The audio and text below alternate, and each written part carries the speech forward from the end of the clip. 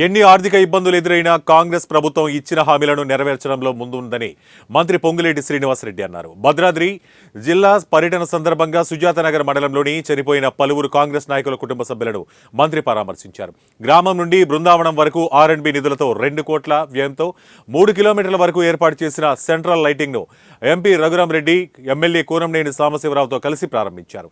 స్థానిక ప్రజాప్రతినిధులతో కలిసి నియోజకవర్గాన్ని అభివృద్ధి పదంలో నిలుపుతామని భరోసా ఇచ్చారు.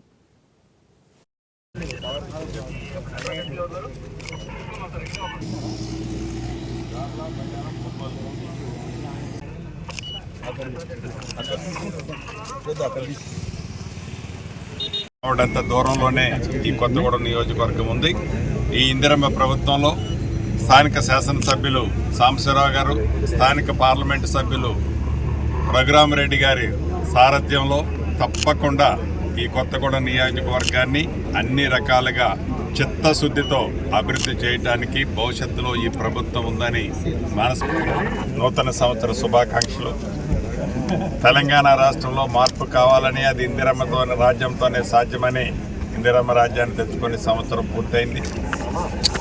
అనుకున్న ఆశయాలు చాలా వరకు ఇందిరమ్మ ప్రభుత్వంలో చేయగలిగాం. ఇంకా చేయాల్సినవి కూడా చాలా ఉన్నాయి. ఇచ్చిన ప్రతి మాటని తూచా తప్పకుండా రాష్ట్ర ఆర్థిక